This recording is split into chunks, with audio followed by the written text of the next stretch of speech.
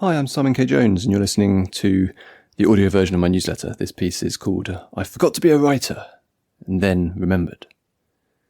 My son was born towards the end of 2012, forcing me to acknowledge, perhaps for the first time, that I was going to die. Prior to that moment, I operated on the glorious assumption that I had an infinite amount of time and could accomplish anything I wanted. A vague notion had lingered in my mind from my teenage years that I'd live forever, that sci-fi longevity treatments would become a reality during my lifetime. That hubris had resulted in me achieving less, of dithering and delaying. I'd get round to doing it all later on, when I had more time. Mañana. Critically, I'd forgotten that I wanted to be an author. I admire and slightly envy anyone who figures out what they're going to do from a young age, and who pursue every chance they get. Artists, actors, entrepreneurs who find success in their teens or early 20s.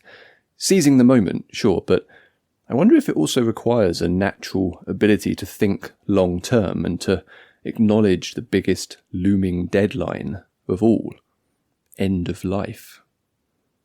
I dabbled for a couple of decades fiddling around with writing projects that never got finished, short films that never quite lived up to expectations, comics and video games that never got past the planning stages. It always felt like I was being creative in the moment, but I hit my 30s and had nothing to show for it. Never mind, I thought. Plenty of time. So an aspect of having a child that people tell you about, but which I hadn't fully grasped, is how little free time and energy you have left. This isn't a problem, like having a kid is the best decision I've ever made. It's an absolute joy. But it's hard and all-consuming, and suddenly the long days of being able to do whatever I wanted had disappeared. I realised that I would be short on time for at least a couple of decades. I could put all of my personal projects on hold until I was in my late 50s, or I could stop faffing about and figure out a way through. This would require streamlining and picking one thing to focus on. What should it be? And then I remembered. Teenage Simon had wanted to be an author. Pre-teen Simon had wanted to write novels and tell stories. It'd been my earliest dream, and I'd somehow forgotten that along the way, stumbling into the tech industry and visual effects instead, going from one distraction to another. Here's the thing. Prose fiction has several attributes that make it perfect for anyone short on time and resources. 1, you don't need to wrangle anybody else. It's just you and the page. 2, doesn't require complex and expensive equipment. You can do it anywhere, at any time, as long as you have a means of writing. And 3, it can be squeezed in and around everything else in your life. That last point was the biggie. A lot of creative projects require extensive, uninterrupted sessions. Writing can exist in the margins of your day, growing in the gaps between cooking and washing and day job and changing nappies and doing the shopping. This is also when I had the bright idea to experiment with serial fiction. Having had so many projects languish unfinished in drawers and on hard drives, I thought publishing in serial form might be more immediate. Small bite-sized chunks of writing each week, rather than a monolithic novel. Sounded like it might be fun for a small experiment. It was 2015. I published a new chapter of A Day of Faces every week on Wattpad, and over the course of a year it somehow got tens of thousands of reads. I completed the story and unexpectedly had a novel, even though I hadn't set out to create one. By this point I knew serial fiction was for me. It kept me coming back each week, knowing that there were readers waiting for what would happen next. Since then I've completed 2 other major serials and am in the closing sections of Tales from the Triverse, here on this newsletter. And sure, knowing that there are readers out there helps keep me coming back to the page, but increasingly I'm thinking it's not just that, is it? It's death. When my son was born, seeing him so tiny flicked a switch in my brain that brought my own life into view for the first time. I used to be that tiny, but was by then a man in his early 30s. By the time my son was in his early 30s, I would be 63 years old. The timeline of my lifespan became suddenly crystal clear. It was a startling moment of clarity. I didn't have much time left.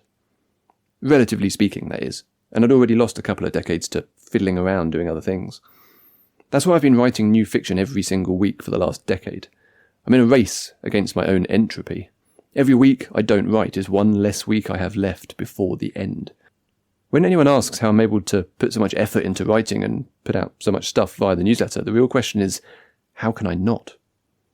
And it's not about something egotistical like leaving a legacy or making a difference.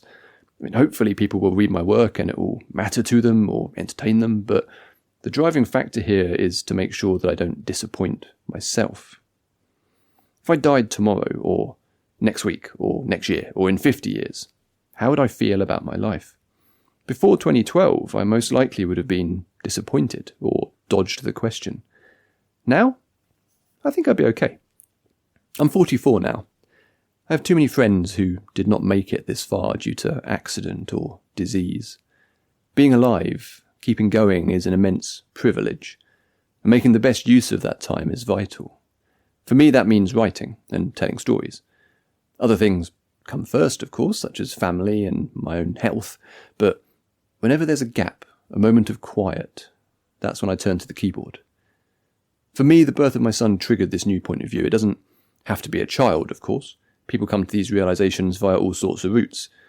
Whenever we each hit that total perspective vortex moment, I imagine we all wish we'd got there sooner, whether we're in our 20s, 40s, 60s or 80s. It's why when people ask, how did you get into writing? I tend to reply with, it all started when I realised I was going to die.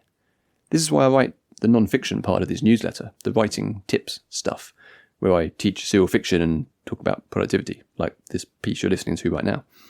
It's because there might be other people out there in a similar position to where I was in my early 30s, not quite sure how to do what they want to do, fiddling around as time leaks away. That's why this newsletter is called Write More.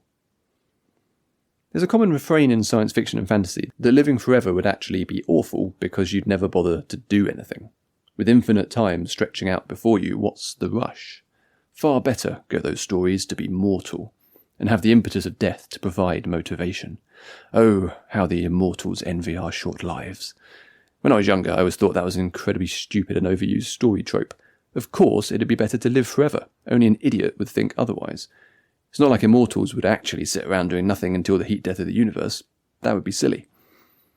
The irony is that everything I've just written in this piece is exactly in line with that trope. I only started becoming productive and doing what I actually wanted to do with my life once I acknowledged that my time here is finite. Maybe all those sci-fi writers had a point.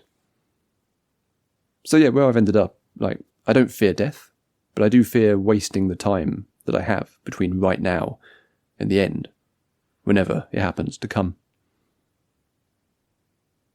Thanks for listening. You can leave comments. I'd love to know what you think about this whole weird topic over on the newsletter at simonkjones.substack.com.